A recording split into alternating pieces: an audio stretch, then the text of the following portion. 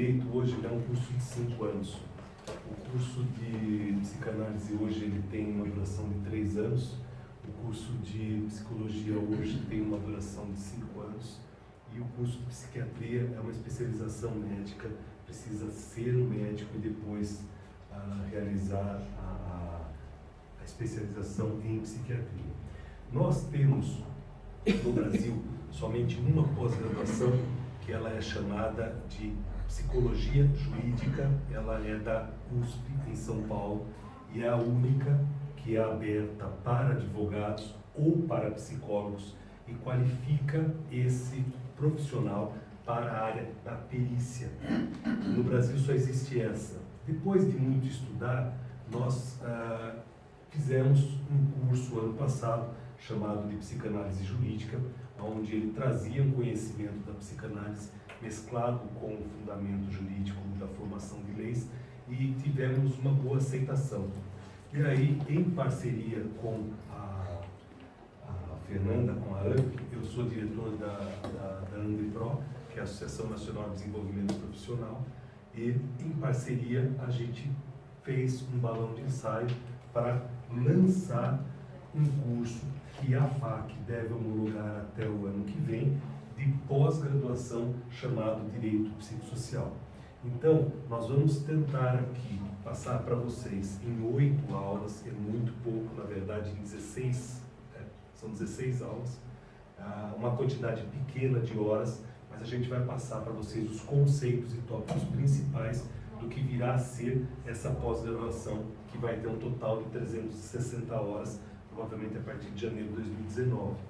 Quem cursou Psicanálise Jurídica, no caso do Dr. Eloy, e quem cursar este curso de Direito Psicossocial poderá, se quiser, no futuro, fazer a homologação da pós-graduação, que vai ser reconhecida pelo MEC, abater essas horas e as matérias já cursadas. Então, isso pode agregar, tá?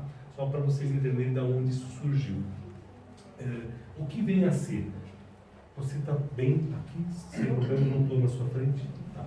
O direito psicossocial, ele cuida daquilo que é formação do pensamento humano, como é que ele se forma, tá? Os impulsos e os freios emocionais, aquilo que leva o sujeito a agir, as causas, motivos, razões para isso, das transgressões.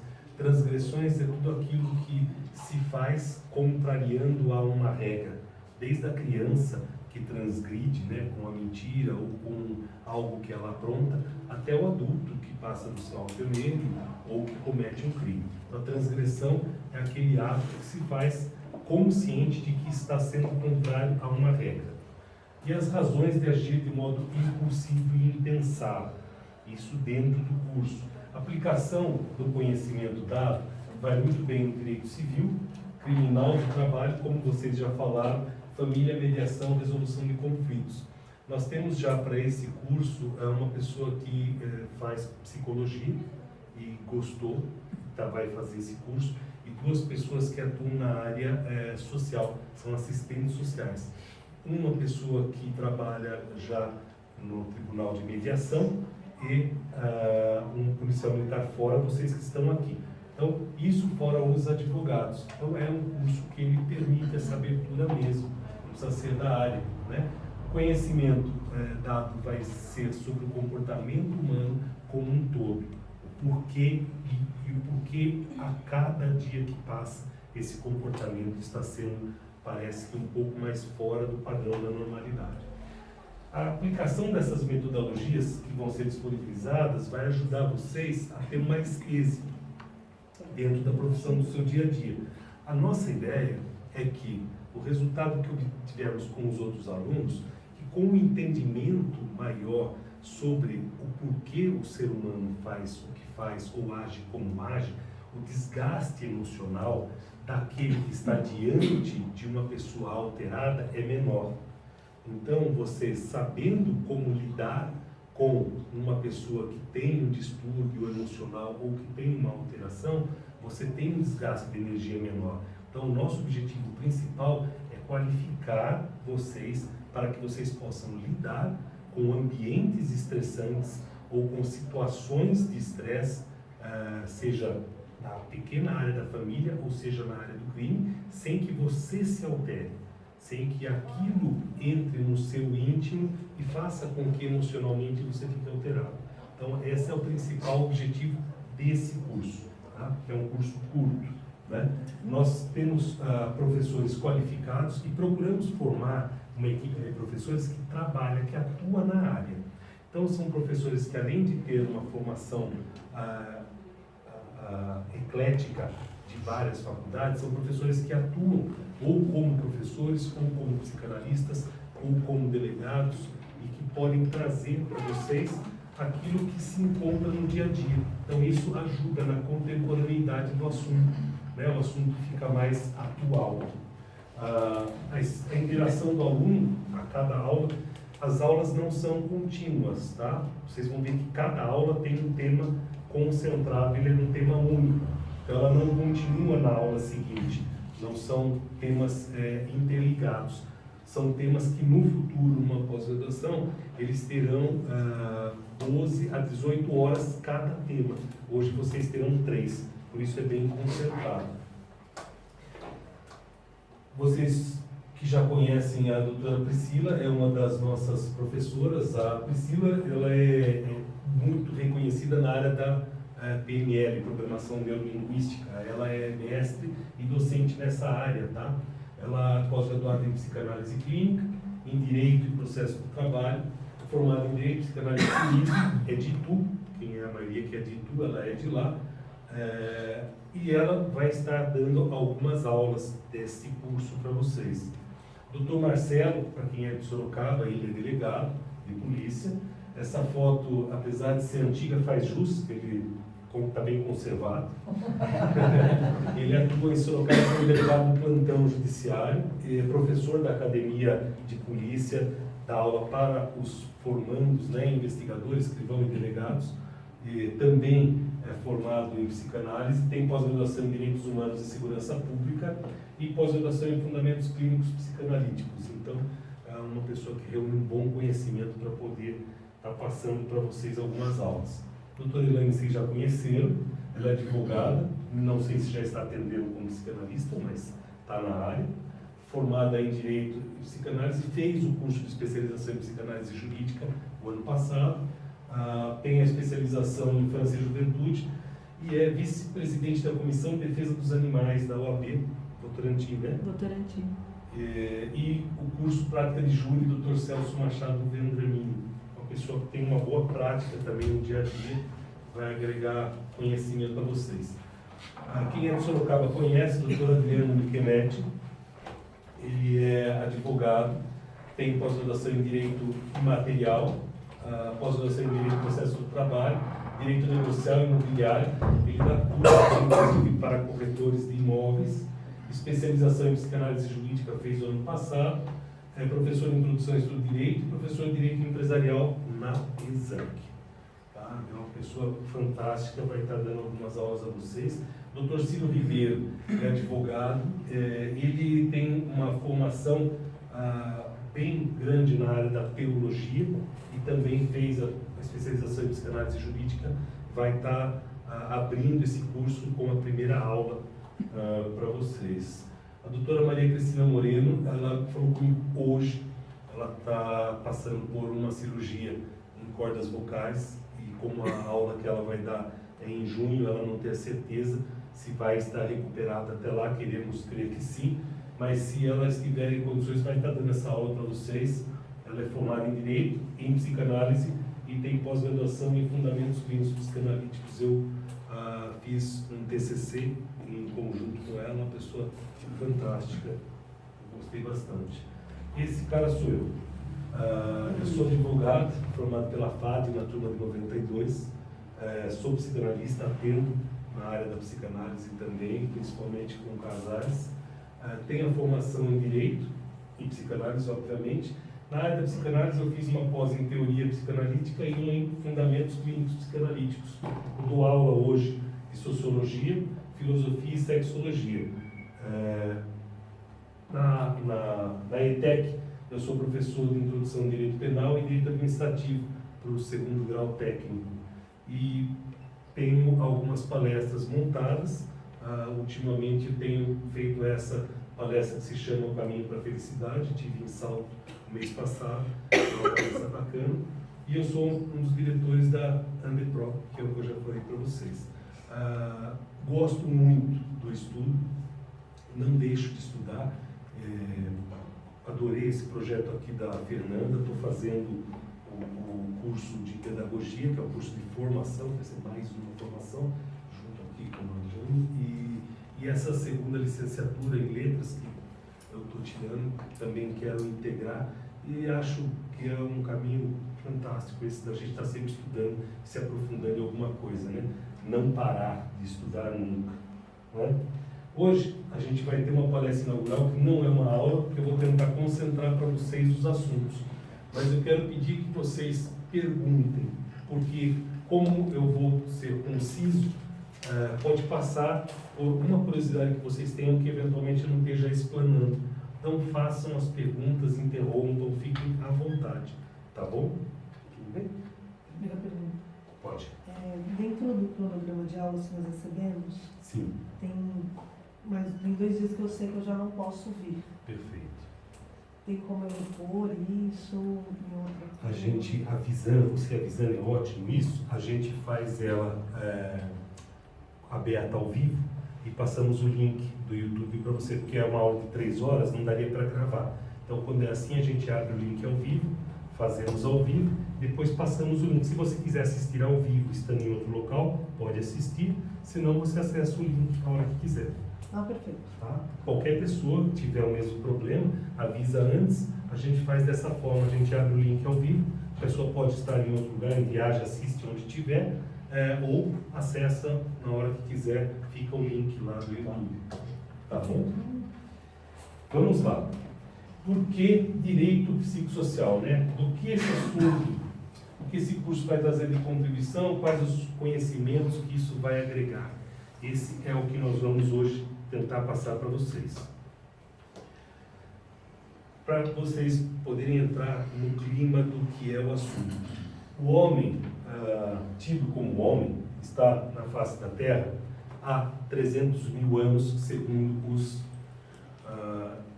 cientistas mais modernos. 100 a 150 mil anos, segundo os mais conservadores. Tá? Quando nós falamos homem, estamos dizendo do Homo sapiens como ele aí se encontra. Existem registros arqueológicos que datam de hoje de quase 300 mil anos e registros que datam de 100 a 150 mil anos. Esse é o homem na face da Terra, é a herança que nós temos genética e de conhecimento de nossos ancestrais. Teoricamente, o homem vive aqui no planeta a esse tempo todo. São 300 mil anos, aonde ele saiu do núcleo social neandertal, que antes ele conseguia comer, beber da onde ele estava, à medida que aquilo acabava, ele se dirigia a outro local. Porém, nestes períodos de quase 300 mil anos, o homem tem um conjunto social de organização. Então, era um homem nômade, era um homem que não tinha conhecimento tecnológico, mas era um homem que tinha coordenação social, portanto, tinha regramento, tinha hierarquia. Ele vivia, de certa forma, em sociedade, ele vivia em grupo, eles não eram únicos, já haviam tribos, né? Esse homem passou de neandertal para semi-nômade ou silvícola, começou então a plantar, a utilizar-se da terra para sobreviver, a fixar raízes, e aí começou a elaboração de formas de regras sociais, além das já existentes familiares, de ter uma chefia, mas que necessitava de regras para plantar, para colher, quem era útil, quem não era útil, o que cada um faria. Então, são as primeiras regras sociais que pela face da Terra foram colocadas. Essa passagem de nômade para silvícola, ela data mais ou menos dos últimos 100 mil anos. Então, não é um período curto, é o que se tem de registro na história, que o homem fixou-se em locais e passou ali a criar animais e a plantar e a colher, né? E nesse período todo, então, temos aí uma história aí, toda de quase 300 mil anos na face da Terra. Nesse período todo, como é que nós evoluímos até hoje? O que é que nós conseguimos de utilização da nossa capacidade, né? Usamos quanto? 10, 20, 30%, 40%? Quanto de fato nós usamos da nossa capacidade cerebral? Alguém tem uma ideia? Segundo Lucy, 10%. Segundo Lucy, 10%. De 4 a 10%. 4 a 10%. No máximo. Alguém está nisso? Essa média? Seria realmente isso? Nós só usamos 10% do nosso cérebro? Como é que isso é? Bom, em verdade, nosso organismo tem um sistema nervoso, muscular próprio de funcionamento. Tá? Então, vamos aqui pensar. Vamos fazer um teste rápido. Para você levantar da cadeira e falar, quantos músculos você acha que você utiliza? Mais de uma centena. Como que você faz para dar ordem para cada músculo? Qual o grau de consciência que você tem sobre a respiração quando você dorme à noite? Que ordem você dá para o pulmão? Agora inspira, agora expira, segura, retém, agora solta. Como é que é esse funcionamento? Nós temos aparelho movimento, que é andar, sistema muscular, aparelho circulatório, respiratório, nervoso e fisiologia básica. Ou seja, o meu corpo está funcionando. Eu estou aqui falando para vocês, estou conversando com vocês, mas eu não faço a menor ideia, eu não tenho grau de consciência para saber qual é o músculo utilizado pelo nervo óptico, qual é o músculo que faz com que eu esteja falando, o que faz com que eu ainda esteja em pé, o que faz com que minha voz saia e o que faz com que eu movimente meus braços. Ou seja, o meu sistema físico, biológico, ele funciona de forma autônoma, dentro de uma coisa que eu possa chamar de inconsciência. Por quê? Porque eu não tenho consciência de cada músculo, nervo que eu estou mexendo à medida que eu preciso deles. Mas quem ordena tudo isso é o cérebro. Então, eu posso garantir a vocês que nós temos o cérebro funcionando em 100%. Se ele funcionasse em 10%, eu não andava. Ou não respirava dormindo. Então, o cérebro funciona em 100%. Ele tem a capacidade de manter o meu corpo funcionando. Ele tem a capacidade de manter funcionando todo o sistema muscular. Eu não sou médico e nem é a ideia nossa dar uma aula de biologia. Mas para vocês terem uma ideia, isso que vocês estão vendo em vermelho, todos esses nomes, são só a aparelhagem muscular que nós temos para poder movimentar o corpo. Então, fazer com que isso aqui tudo funcione necessita de fato que o cérebro esteja ativo. Quando uma pessoa sofre um acidente ou eventualmente tem um AVC, ela não perde centros de fala, ela perde movimento de braços. Então você veja, o cérebro, no momento em que de fato parte dele deixa de funcionar, parte do seu corpo também para. Ou audição, ou visão, ou fala, ou movimento de braço. É o que acontece com AVC ou com lesões cerebrais, de pancada de cabeça, não é assim que funciona? Então, existe de fato um total de funcionamento que é de 100%. Isso a medicina e a ciência já provou. Tá? Por que nós temos reações instintivas? Ou seja, da mesma forma que o meu músculo está funcionando, que o meu estômago está digerindo a coxinha que eu comi, né? Que eu estou respirando sem dar ordem, isso de certa forma está no automático. Por que às vezes eu reajo ou eu explodo emocionalmente também no automático? Ou seja, existem determinados estímulos que, quando estão direcionados a mim, me faz com que eu reaja de forma não controlada, podendo às vezes ser violenta ou ser mal educada. mas ela é não controlada. É uma reação instintiva, né? Eu nunca quebrei um computador, mas já tive vontade, né? E trava, você não termina o trabalho, daquela vontade de quebrar, né? Isso a gente não quer. Ou discussões familiares, né? Assim, mas são essas reações instintivas que às vezes no trânsito faz com que a gente discuta, brigue, né? Ou essa cabeçada até hoje para mim, eu acho que ele não pensou mesmo para fazer. Sinceramente, esse cara que deu essa cabeçada na Copa do Mundo não sabia o que estava fazendo. Mas são reações instintivas, de raiva, né? Que por vezes acontecem. Existe uma coisa chamada mente, que não é cérebro. A capacidade mental é uma coisa e a utilização cerebral é outra. Quando nós estamos falando de mente, nós falamos de consciência e inconsciência. Ou seja, eu só tenho acesso de 3 a 5% da minha consciência de memória cerebral. Portanto, 90 a 93% daquilo que eu tenho como memória cerebral, ou chamado instinto, é inconsciência. Por isso que eu utilizo somente 10% da minha capacidade de armazenamento de memória de consciência. E isso é diferente da utilização do cérebro. Percebem a diferença? O cérebro está 100% ativo, mas eu não tenho 100% de consciência sobre mim mesmo. Eu não tenho 100% de consciência sobre o que eu sou, sobre o que eu sinto, sobre o que eu faço. Uma vida solitária em meio à multidão. Você pega fotos, fotos e mais fotos de pessoas andando na rua e as pessoas não se conhecem. Andam lado a lado e não sabem quem está ao lado. Às vezes moram num condomínio, num prédio e não conhecem os vizinhos. Isso é muito comum. Então nós vivemos em sociedade, porém enclausurados. E à medida que o tempo passa, isso vai acontecendo mais e mais vezes. Mas o homem se esquece que ele não consegue chegar ao mundo sozinho. Qual o grau de dependência humana?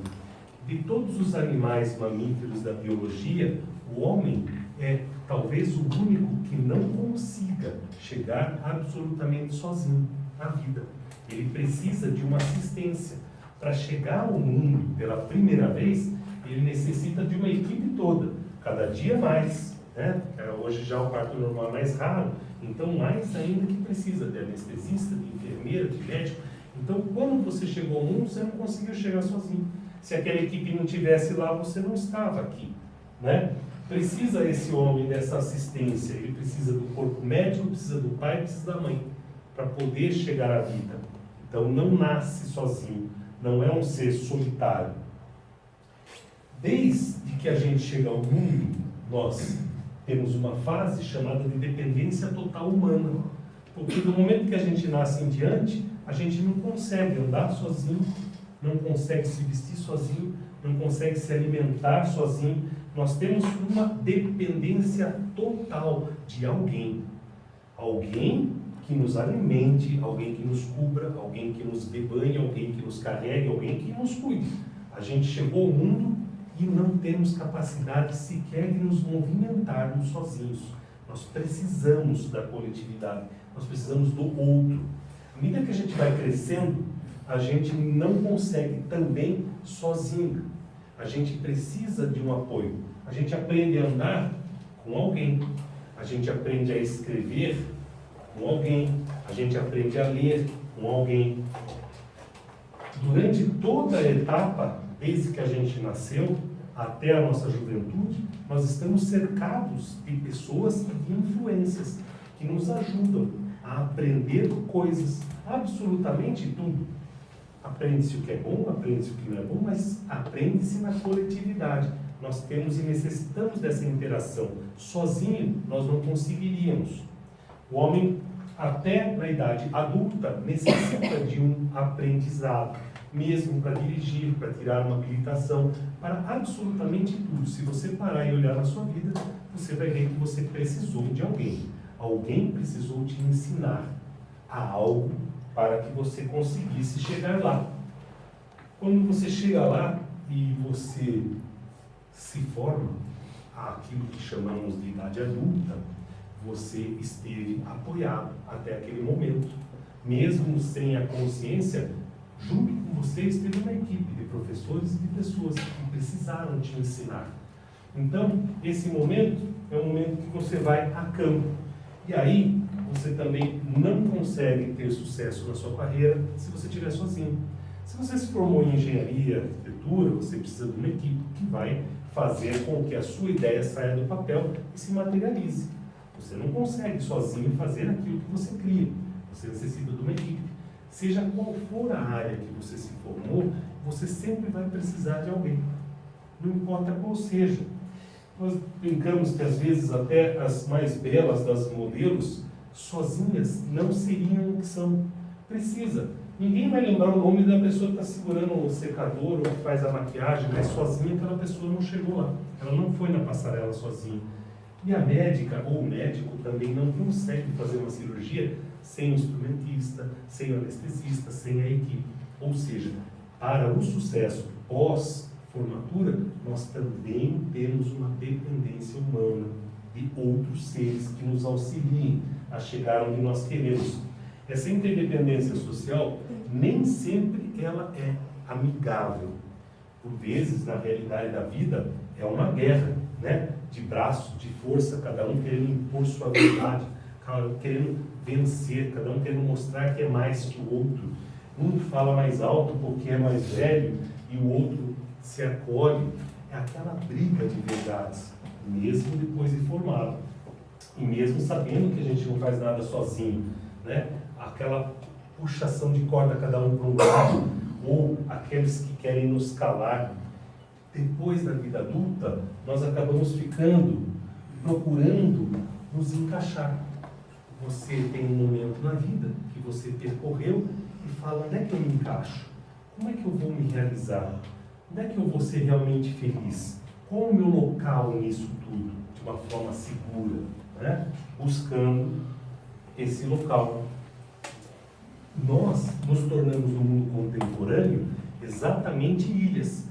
Nós temos o que se chama hoje isolamento compartilhado. Bauman falava muito da sociedade líquida, né? Que é aquela sociedade em que a sua felicidade está no iPhone, que é o número qual hoje? Quem me ajuda? X. O X. É o X. Então quer dizer, se eu tenho 6, eu não sou mais feliz. Não. A minha felicidade acabou. Os meus filhos, pelo menos, não. Não é assim? Não é assim. Essa é a felicidade contemporânea. Ela não está mais dentro da pessoa, ela está no objeto. Então ela é enquanto o objeto der a felicidade que eu quero. A hora que aquele objeto não é mais o objeto de felicidade, a minha felicidade acaba. E eu tenho que buscar outra felicidade. Então Bauman chama isso de mundo líquido, onde não se existe concretude nas coisas, elas são líquidas, né? É fácil, porque hoje você está junto com todo mundo, mas isolado no seu mundo. E ali no seu mundo, você curte ou descurte. É mais fácil terminar um relacionamento ali, porque eu bloqueio a pessoa. Eu não tenho que olhar na cara dela e falar, eu não gosto de você. Eu não tenho que olhar na cara da pessoa e falar, eu não quero mais te ver. Né? Eu vou e bloqueio. É mais fácil. Então isso torna as pessoas contemporâneas mais suscetíveis à dor. Por quê? Porque elas não estão acostumadas às frustrações. A frustração real do cara a cara não é uma coisa que se vive na contemporaneidade. Então hoje a sociedade vai ficando mais frágil na frustração. Aquilo que frustra faz com que hoje a juventude, a adolescência se revolte, porque ele não está acostumado a perder, ao não, a ter que enfrentar essa perda, né? Esse apontamento bullying que por vezes acontece, hoje ele está aqui, ele está através de um escudo. Então aquela pessoa desacostuma. E isso é aquilo que gera a grande maioria hoje dos problemas da adolescência e da juventude. Essas influências sociais, através da mídia, faz com que seja mais difícil da pessoa decidir se ela aceita, ignora, se ela vai, se ela fica, os caminhos a serem tomados.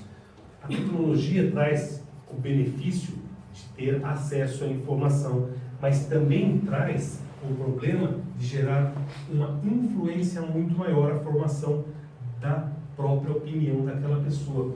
Então, essa influência que antigamente você tinha dos mais próximos, ou da família, ou de com quem você convivia, hoje você tem de uma multiplicação de centenas de pessoas que por vezes se influenciam, se intrometem e dão opiniões na sua vida, e você permite que aquilo seja um questionamento maior sobre o que fazer, para onde ir, como ser. O certo está cada vez mais difícil de ser aferido. O bom está cada vez mais difícil de ser aferido. Justamente porque nós temos hoje esse caminho de influências, né? Televisão, internet, e-mail, as influências que chegam da sociedade são muito maiores do que vinham antigamente. Isso faz com que essa pessoa passe o dia todo recebendo influências de fora, informações, e por vezes acreditando em todas, mesmo sem que todas sejam verdadeiras. O que são as regras? As regras para a sociedade, basicamente, são aquelas que se tem na casa, o que pode e o que não pode, o que se tem na escola, o que pode e o que não pode, o que se tem na rua, o que é certo, o que não é certo. Isso também é muito ligado à cultura, é muito ligado à sociedade, é muito ligado ao local. Então, se você é nordestino e você nasceu no sertão do Nordeste, tem um certo e um errado para aquela cultura. Se você é catarinense e nasceu na ilha de Florianópolis, tem um certo e um errado, tem toda uma cultura. Com a chegada da internet, isso se miscigena de uma certa forma que, por vezes, gera esse conflito, que hoje o certo e o errado está cada vez mais difícil de aferir o que é, de fato, certo e errado para onde eu vivo. O que pode e o que não pode, ligado à razão e à emoção, ficou ainda pior, né?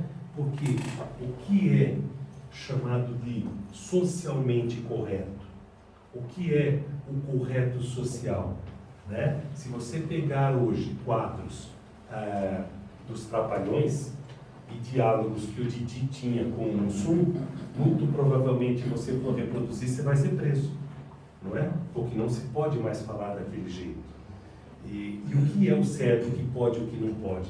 Essa alteração do que pode e o que não pode é que vai fazendo com que as pessoas passem a estar perdidas naquilo que elas vão agir. Quando é que eu posso ser eu mesmo, então? Como é que eu vou fazer para ser eu mesmo? Faz com que a gente busque os porquês. Por que isso tudo acontece? E por que a sociedade hoje, de certa forma, está sendo assim? A gente, às vezes, fica desse jeito mesmo, com a cabeça a mil. Por que tanta guerra? Por que tanta discussão? Por que tanto desamor? Por que as pessoas não se entendem mais? A gente passa a ficar tentando encontrar significados para as coisas. Uma das coisas mais difíceis hoje que a gente percebe é a pessoa saber o nome do sentimento. Às vezes a pessoa está sentindo uma coisa e você pergunta o que você está sentindo, ele não sabe dar nome, não sabe dizer o que é. As crianças não são mais ensinadas a significados. E os adultos perderam a referência de significados. As palavras deixaram de ter o significado que tinham. Isso faz com que resulta numa ansiedade para alguns e numa angústia para os outros.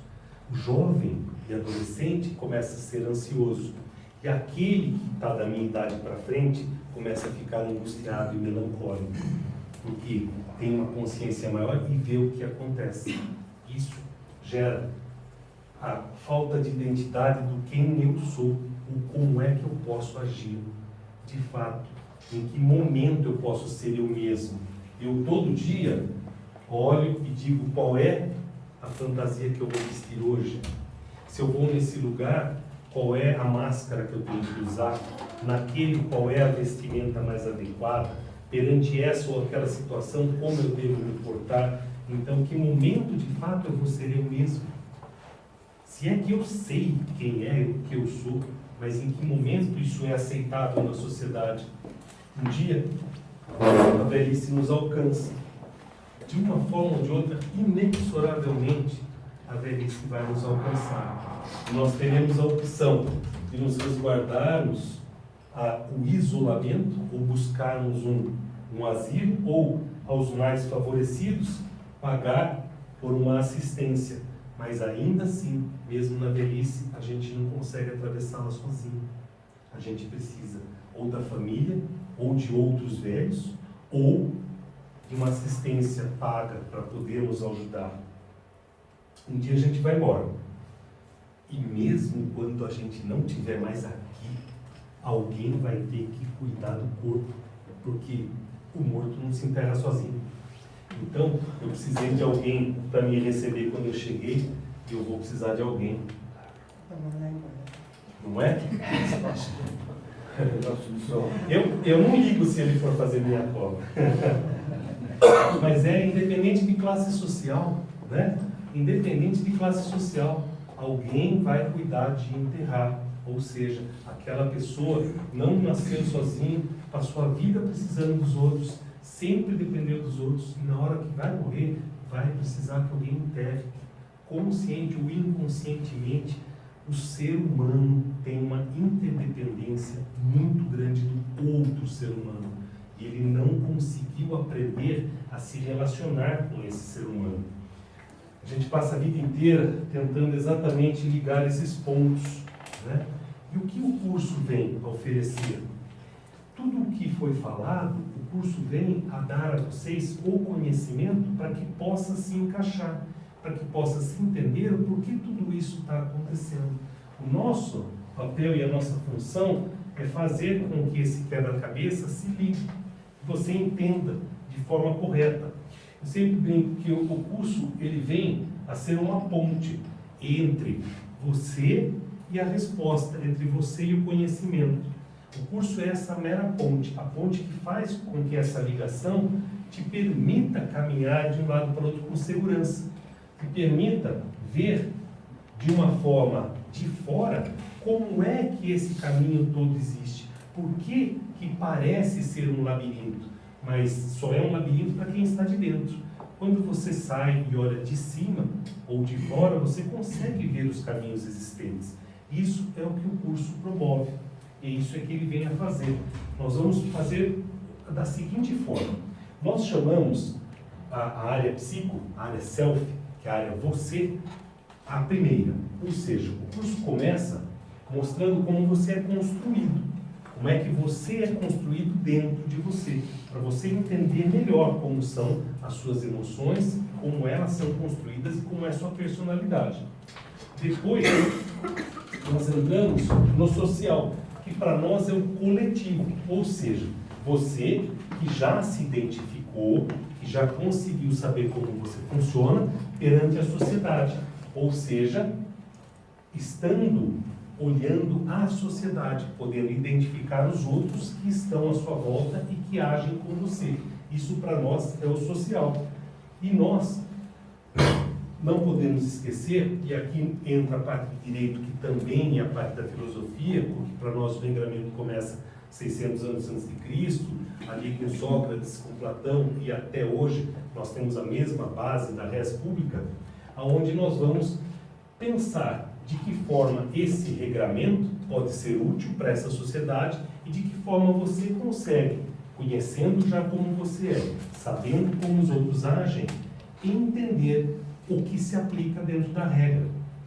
Para isso, nós chamamos de direito psicossocial, ou seja, para nós é o indivíduo, a interação do indivíduo com a sociedade e a necessidade de regras.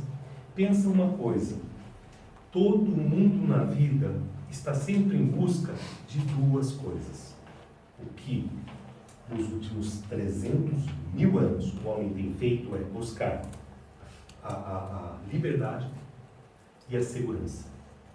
Inexoravelmente, desde a vida tribal até hoje, se você olhar para a sua vida, ou você está sempre em busca de uma liberdade maior ou de uma maior segurança. Isso não é palavra política só não, é uma realidade. Mas veja como elas funcionam. À medida que eu alcanço uma segurança maior, o que eu perco? A liberdade. À medida que eu me torno mais livre e quero estar e ser mais livre, o que eu coloco em risco? Isso faz com que o homem viva sempre em busca de dois objetos que ele deseja, mas que de certa forma agem contrários ou antagônicos. Um está sempre em conflito com o outro. Os filósofos, os psicólogos, os psicanalistas, nós estudamos isso a fundo. E estudamos todos os que escreveram sobre isso nos últimos 300 anos. E até agora não achamos a receita mágica entre a liberdade e a segurança. Mas sabemos que é o que mais causa no homem essa inconsistência daquilo que se pode chamar felicidade, do ponto em que não se alcança a plenitude do desejo da felicidade, porque não há esse equilíbrio. O que nós queremos expor é como isso funciona para você entender melhor esse encaixe, né? Encaixar as coisas. Essa matéria que vai ser abordada vai ajudar vocês a isso, a encaixar tudo o que eu disse de uma forma orientada para que fique mais inteligível e entender o que acontece com a sociedade, o que acontece com o seu cliente, o que acontece com o vizinho e o que acontece às vezes com você mesmo. Porque às vezes esse conhecimento a gente aplica dentro da gente mesmo, porque nós por vezes não estamos bem. Também temos nossos momentos depressivos, de ansiedade, ou de angústia, ou de melancolia, ou de raiva, porque é natural, o ser humano é assim. É isso que nós entendemos. O conteúdo programático, tecnicamente, é neurose, transtornos mentais e emocionais, sintomas, causas e identificação do quadro. Ou seja, nós vamos conceituar para vocês exatamente cada uma e como ela funciona, para que você possa aprender a identificar se esse quadro, hoje se fala fulano é bipolar, mas vocês vão saber o que é, daí poderão ou não falar, né? Se é bipolar, se é depressivo, o que realmente é, se é um borderline, se é um psicopata, qual a diferença do psicopata, do sociopata, o que isso tem, o narcisista, por que se fala de narcisismo, se existe ou não, o que é a compulsão. Então essa é a parte técnica que você vai aprender a identificar, tá? Angústia, melancolia, ansiedade, fobia, pânico, tudo o que existe dentro dessa área, o curso vai trazer para você de forma conceitual e você vai entender de uma forma mais fácil como é que ocorre cada uma dessas. Nós não vamos formá-los em profissionais para atendimento, não é a função nem o objetivo desse curso, mas tão somente que você entenda como é o funcionamento de cada uma dessas. Tá? Conhecimento para análise verbal, ou seja, você vai ter aulas que vão ensinar você a identificar pela forma como a outra pessoa fala ou como ela age. Nós vamos também ter técnicas de semiologia, análise corporal, para você saber qual é o estado daquela pessoa, né? Até quem faz a abordagem ostensiva já sabe. Você, pela forma como ele olha, como ele age, vocês têm treinamento lá para isso. Nós vamos ensinar aqui a vocês, não o mesmo tipo de treinamento, você vai entender como é que a pessoa está, se a forma de você abordar deve ser a mais adequada pelo estado que você está vendo. E também, para quem trabalha com júri, para quem trabalha com testemunha, vai dar para você saber qual é a tendenciosidade daquela pessoa pela forma dela falar ou dela agir. Então, são aulas que serão benéficas nesse aspecto. Tá? Isso, para mediação, audiência, vida cotidiana, eu acredito que vai agregar um valor muito grande. Vai se tornar um profissional mais qualificado. Para quê? Para lidar com as emoções e transtornos humanos. Você vai ficar qualificado para isso, para ter a capacidade de lidar com isso. Tem pessoas que, na família, possuem parentes ou familiares que estão em tratamento, às vezes, até por conta de um transtorno mais grave. O curso vai permitir com que vocês também entendam melhor como é que isso tudo está funcionando. E, principalmente para quem é advogado, quais são as implicações jurídicas, tá? Então, desde a área trabalhista, que o trabalhador vai ser afastado por um transtorno depressivo, hoje muito comum na área bancária. Vocês vão saber por quê, como é, qual é a CID daquilo, qual é a numeração, como peticionar e como identificar. Se tem ou não uma aposentadoria plena. Na área penal, a mesma coisa, vocês vão entender qual é a qualificação penal que faz com que a pena seja diminuída ou que possa ser cumprida em um ambiente de tratamento psiquiátrico ou não. Na área da mediação, na área do conflito da família, vocês vão ter argumentos também e técnicas de psicodrama, até para poder aplicar dentro do escritório ou em audiências. Alguns juízes hoje, não sei se vocês já ouviram falar do direito... Ai, me ajuda agora. A tal da constelação, direito sistêmico. Estão chamando de direito sistêmico a aplicação das técnicas de constelações em audiências. Eu digo a vocês que não é constelação sistêmica, aquilo é psicodrama. O psicodrama foi criado em 1760 e é uma técnica utilizada para poder reproduzir o problema da família utilizando atores ou utilizando a técnica do espelho que um faz o papel do outro. Então isso é bom, é muito bom. Vocês vão aprender isso também para poder aplicar e nós chamamos... Fantástico, né? Esses meses atrás. Seria fantástico, mas eles estão chamando de direito sistêmico utilizando uma técnica de constelação. Eu diria para vocês que não é bem isso, mas sim o psicodrama, e aqui vocês vão aprender também. Sobre o curso. Gente, tudo que eu falei, ninguém perguntou nada. Tá tudo bem o que eu falei até agora? Ficou claro para vocês? Vou voltar um aqui, porque agora eu nem vi que a gente ia entrar nessa parte. Mas deu para vocês perceberem qual é o tom do curso, sobre o que ele vai tratar, o que vai ser os temas? Esse é o assunto. Tá? A ideia aqui não é formar advogados e nem formar psicanalistas, mas sim mostrar a ambos que trabalham na área do direito ou na área da assistência social ou no relacionamento humano, como é que funciona hoje esses limites de comportamento. Que os comportamentos limítrofes são os que mais nos agridem às vezes. Né? Eu vou contar uma particularidade para vocês. Eu sou advogado corporativo. Eu sempre fui seletista durante muitos anos na minha vida. Eu fui gerente jurídico de indústria seletista, fui diretor jurídico de indústria seletista, fui vice-presidente de conselho de administração seletista. Então, eu sempre fui empregado. E eu cheguei a ter indústria com corte de funcionários na casa de 800 a 1.000 funcionários. E isso gera um estresse extremo. Cheguei a estar dentro do Sindicato dos Metalúrgicos de Manaus, que tem um auditório enorme, e além dos 400, 500 funcionários, tinha as famílias, né? As esposas, os filhos, tudo aqueles agregados, pacientes renais. Vocês já imaginam como é que é quando você chega e fala, olha, vocês estão na rua, não vamos pagar, não sabemos se um dia vocês vão receber, muito obrigado, né? O cara tem 20 anos de carteira e você tem que falar porque a decretação de falência não tem muito o que dizer. Esse tipo de relacionamento sempre me deixou abalado emocionalmente.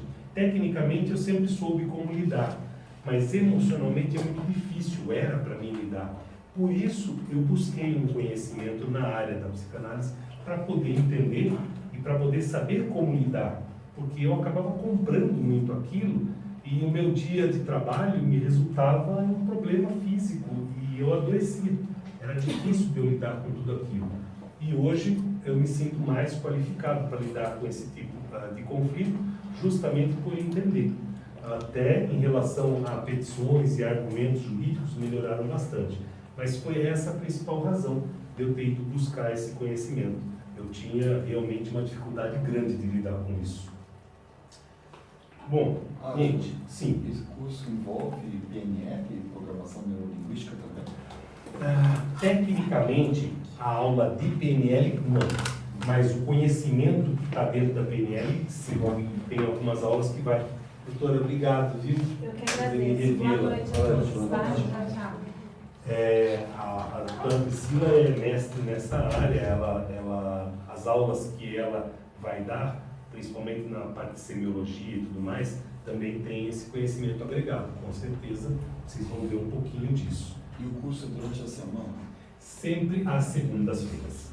Essa turma, até que acho que eu respondi, né, isso, não sei se fui eu, se foi a Ana, mas eu devo ter respondido.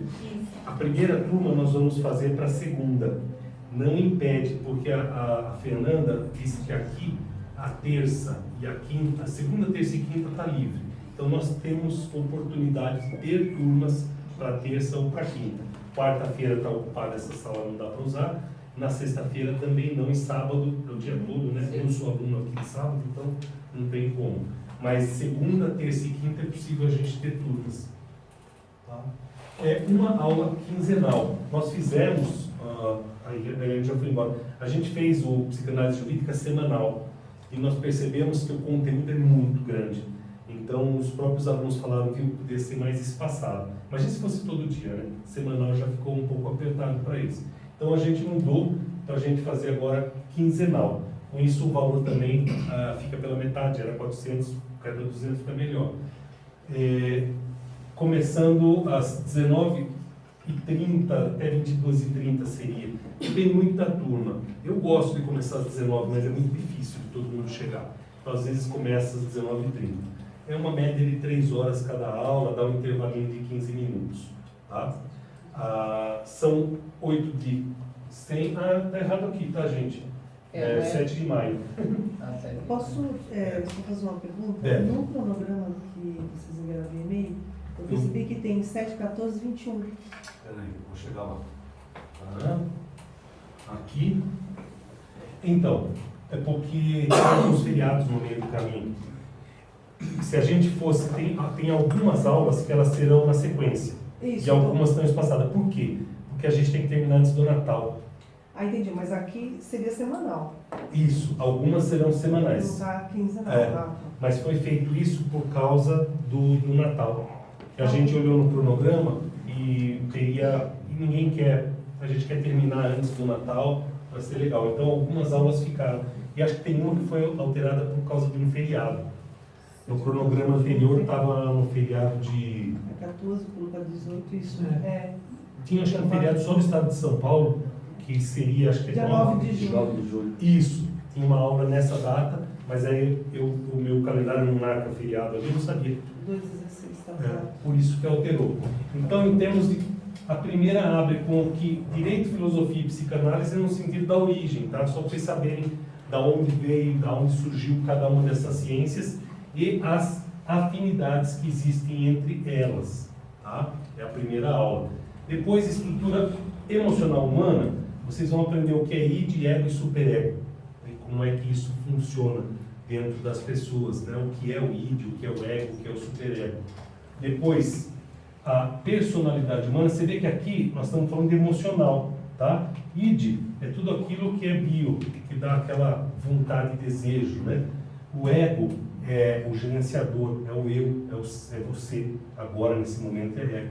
E o superego é aquele um que fala não, né? O id quer fazer, eu agora vou acabar com aquele meu vizinho. E aí o superego fala, não, você não vai ser preso. Não mata ele não, mais ou menos isso. Depois, vocês vão entrar na estrutura da personalidade humana, neurótico, psicótico e perverso. Né? Esse exemplo foi perverso, não foi psicótico. E aí vocês vão entender por que existem e qual é a diferença de cada um. Maiêutica é muito aplicada, pena que a doutora não está aqui, mas a maiêutica é um método criado por Sócrates para questionamento. Então é muito aplicado para você fazer perguntas, tá? E conseguir a resposta que você precisa. Então é uma técnica verbal que vocês vão aprender de como montar as perguntas e o que perguntar. E principalmente, a maiêutica ensina você a ouvir. Então, dentro de uma frase, de um conjunto de 50 palavras que você está ouvindo, você vai conseguir identificar quais são as principais para você poder devolver os quesitos que você precisa. Então, é muito bom, não só para advogado, mas para qualquer pessoa que lide com a necessidade de auferir questionamentos. Tá? É ótimo, a gente pega a mentira assim, ó. Tá vendo? Vocês já viram como é que eu vivo em casa, né? Advogado, psicanalista, terapeuta, não tem como. Em casa, nem, meu celular nem comia, fica com ela sem a dela. É melhor do que ter que pensar em alguma coisa. neuróticos, que fiquem tranquilos, todos nós somos. Ainda bem. Porque só existem 3 opções. E nem é psicótica, olha que beleza. Não tem. E aí vocês vão entender os reflexos sociais que isso traz. Por que todos somos neuróticos? O neurótico é o normal. O normal é ser neurótico. Tá? O anormal é ser psicótico ou perverso. E aí vocês vão entender o porquê disso. E quais são os efeitos. A mesma coisa em termos de psicótico e os seus reflexos. Quem são os psicóticos? Por que eles existem? Por que eles agem como agem? Né? Por que eles governam, são eleitos? Não quero falar de política aqui. Comunicação não verbal, que aí entra também aquilo que eu falava, acho que a doutora Priscila vai dar essa aula. Vocês vão aprender leitura corporal, gestos e sinais. Até para, na televisão, quando você vê uma pessoa ou uma personalidade importante falando, você vai saber notar pela posição de olhar, sobrancelha, boca, se aquilo que ele está dizendo é ou não é verdade. Tá vendo? Só como em casa que tem que mentir. E é muito legal. Tem a parte do corpo e a parte do rosto, além da parte da fala. Então, vocês vão ter na maiêutica toda a técnica da parte da fala, ouvir e falar, e depois, na semiologia, aquilo que não é falado, mas que diz muito. Né? Freud dizia que quando a boca se cala, o corpo fala, e o corpo não mente, apesar da boca às vezes mentir. Né? Vocês podem perceber, tem gente que você fala, você quer tal coisa? Fala, quero. Não é assim? Você vai lá então? Vou sim. Né? Ele fala o sim e a cabeça fala não. É mais ou menos isso. Psicopatas e perversos, o que significa isso? Qual é o conceito? Qual é o significado? Aqui vai entrar um pouquinho também do que se chama sociopata e o que as pessoas têm muita dúvida. Relações de dependência e violência, isso é dependência não química. Tá? Aquilo que é a relação doentia. Por que existe a relação entre as pessoas e ela se torna uma relação doente, de dependência? Tá? Isso está muito ligado à violência doméstica, essa aula do Dr. Marcelo, que é delegado que atua nessa área, e vai trazer para vocês, com certeza, exemplos fantásticos. Às vezes ele fala que ele coloca lá aquela fiança altíssima, para ver se o cara fica preso, né? Pelo estado que ele vê que o cara deixou a esposa. Ela vende a casa, mas livra o cara da cadeia. Tem coisas que não dá para entender, e aí vocês vão entender o porquê que essa relação existe e o que é essa relação de dependência. A dependência química, não só drogas, mas hoje existe uma dependência química também de muito remédio, de muita coisa que faz com que a pessoa altere o seu comportamento, e nós vamos ver quais são os efeitos disso na família e na sociedade, porque às vezes a família tem um dependente e os outros, chamados codependentes, sofrem e não sabem como lidar com aquilo. Então, o que isso causa? O que é ser um codependente, né? Daquele dependente. Você tem uma proximidade, talvez, com jovens, consegue entender melhor isso e vai poder aplicar muito bem. Dinâmica familiar. Por que essa aula está aqui? Porque hoje a família não é mais como era. Né? Hoje a família, às vezes a família é ele e um filho. A família às vezes é ela e um filho. Às vezes o ele nasceu ela e hoje é ele. E às vezes ela nasceu ele e hoje é ela. E às vezes isso está só no documento, não está no corpo. Às vezes está no corpo e no documento. Então, aqui vocês vão ter as características da dinâmica familiar moderna, como é que ela existe, o que pode e o que não pode. Se pode registrar como se fala hoje? Poliamor. Né? Nós temos alguns registros de relação poliamorosa no Brasil, mas andaram proibindo. Chegou a ser registrado no Rio de Janeiro, aqui em Jundiaí, um moço com 2 moças. No Rio de Janeiro também foi um moço com 2 moças, que é chamada a relação poliamorosa, ou seja, ela tem mais de 2 pessoas. Isso é registrado em cartório. Como é que fica depois? Como é que é a partilha? Como é que é a separação? eles adotam uma criança, como é que é a hereditariedade. Então, tudo isso é dado nessa aula. Vai mostrar a psicodinâmica moderna, né? Tá bom? Ó, tanto a relação homoafetiva como a relação poliamorosa, e o que pode e o que não pode. O narcisismo, entender o que é isso, né? O que é o narcisismo e o que este ser narcisista, através do poder, consegue fazer com uma sociedade. O quanto tem do efeito social e da criminalização do ato do narcisista. Relação conjugal contemporânea, as legalidades e as litigiosidades, o que acontece na hora da partilha. O devedor contumaz, e essa é uma aula muito interessante porque ela fala do devedor contumaz, que hoje em direito tem-se a visão do sonegador, né? Mas ela também vem falar o que é oniomania. Acreditem, existem clínicas para tratamento de oniomania, que é compra compulsiva. Então, ele torna-se um devedor não porque ele é contumaz no devedor, mas porque é um comprador compulsivo. E como é que isso é tratado? Então, essa aula fala disso. E fala também dos atos repetitivos, que fica aquela compulsão do ato e ele não consegue deixar de praticar o ato, por uma compulsividade. Sobre suicídio e homicídio, a doutora Eliane vai dar essa aula, e ela vai dizer a respeito culpa, dolo e cumplicidade, ou seja, dentro do aspecto suicida ou homicida, o que fica de resto?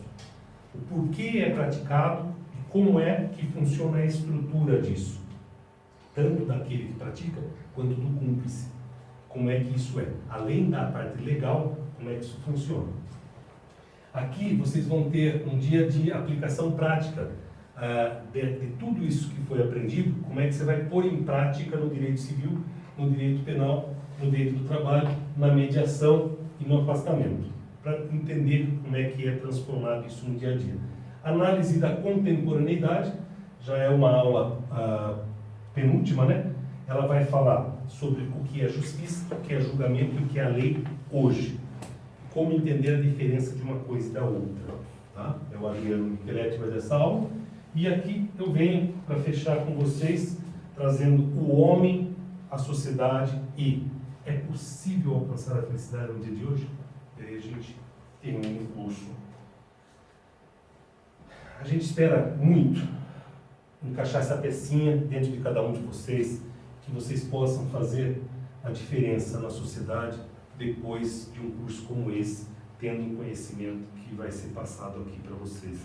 Essa é o nosso maior desejo, eu e de todos os professores. Espero que vocês tenham gostado, tenha sido útil essa aula inaugural, que se alguém tinha alguma dúvida sobre o curso possa estar esclarecido e que eu possa, com essas poucas palavras, ter seduzido vocês a fazer parte desta sala, dessa classe, desse curso que começa dia 7. E para nós, o mais importante é ter alguém sentado aí para que ele possa ter alguém aqui. Né? Muito obrigado a todos. Obrigado mesmo.